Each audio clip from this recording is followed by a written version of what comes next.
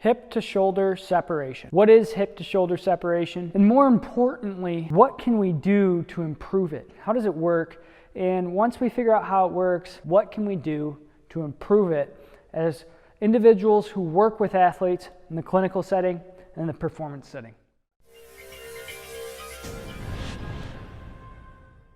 Max Wardell, overheadathletics.com. We've all heard about hip shoulder separation. Hip trunk separation, same thing. Basically, what we're referring to is the rotation, that the pelvis is rotated in one direction or facing one direction while the shoulders or upper torso are facing in another direction.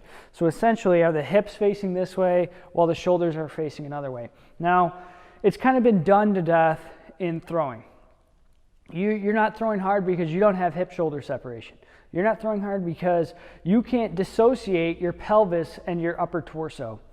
Now, not to discount that doesn't happen. I'm not going to say that doesn't happen. I'm not going to discount that analysis. But what I'm going to say is it's a far less common problem than what we typically see.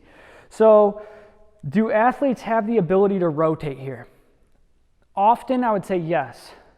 The majority of athletes do have the ability to generate enough trunk and thoracic rotation to actually have a dissociation between the torso here. However, a lot of athletes are limited slightly in one direction versus the other. Right-handed throwers are often more limited in right rotation than left because they rotate so forcefully to the left. But that's not actual thoracic immobility. It's more tightness or tension through the core and these sorts of things. Maybe the paraspinals. The actual joints themselves have not developed any sort of chirality or asymmetry. We have this problem and we have this perpetrated thought that hip-shoulder separation is the most important thing for throwers, and you watch a high-velocity thrower and the pelvis in a still photo is rotated one way more than the chest, and so it's an important component. However, stressing hip-shoulder separation has probably messed up as many athletes as just about any other verbal cue that I've seen in the last year and a half. So, why is that a problem? Well, here's what happens. We have rotation that occurs in the throw, right? So, as I throw or as I swing, the pelvis opens slightly before towards the target than the shoulders. And you see this at a high-level thrower. So as they come through, the pelvis begins to open, then the shoulders open, and the arm comes, or the forearm comes last, right? What happens in some athletes is they move as one fixed unit. And is that a problem with their range of motion, or do they really need to be told, you need to have hip-shoulder separation, you need to do this, and you need to do all these drills where you do this? No, probably not. In fact, they probably need to focus on the orientation of the ball and the position of their arm, because it's not a problem of them needing to do more of this in the throw. It's actually probably a problem of where the ball is facing, where their arm is.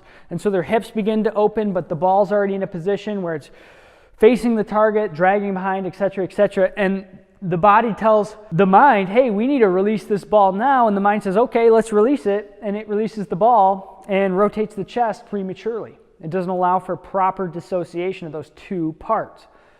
What happens if you tell an athlete, hey, let's rotate away while my pelvis is rotating that way, is you generate hip-shoulder separation, you generate a lot of dissociation.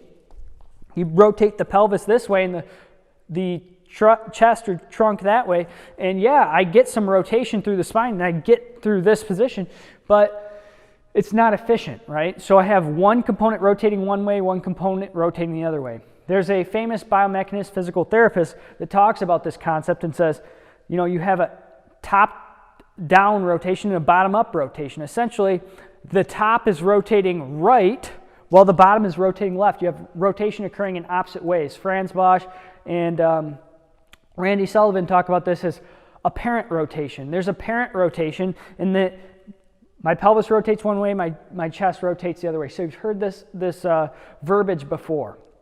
What actually happens in the most efficient throws, and there's times that has to happen, hey, I have a time pressure throw where I pick up the ball and I got to go off of a foot planted in the wrong direction or whatever else. So those things happen, but when I have time and I want to generate the most velocity and most speed, or I want to generate the most powerful swing, I have to do what's called real rotation, or a pure bottom-up rotation where the pelvis rotates a little bit premature to the chest, and then I rotate. So they both actually rotate in the same direction, but the pelvis rotates first, then the chest rotates. So they both are rotating in the same direction, but the chest doesn't start the rotation.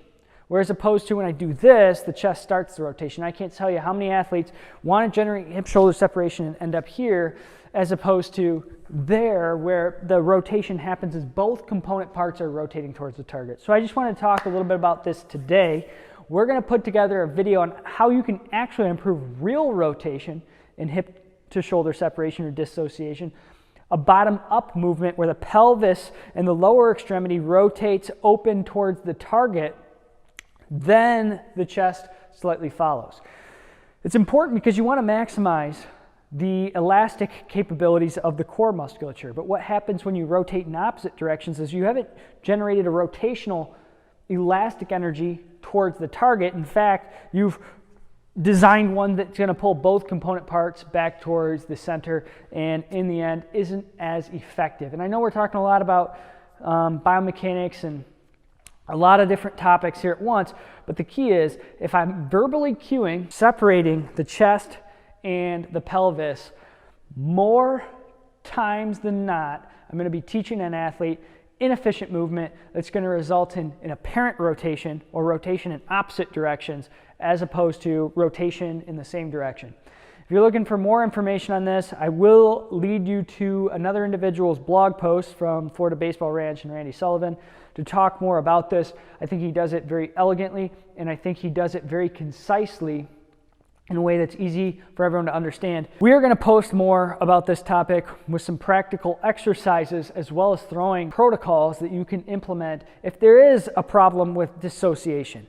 Like I said, I'm not going to say it doesn't happen because it does from time to time, but more likely than not, what we're actually dealing with is an over-cueing of one or a malposition of the arm when somebody lacks hip-shoulder separation. I'm Max Wardell. Thanks for joining me for this video. Make sure to subscribe, hit the thumbs up if you like this content, and we'll see you guys in the next video.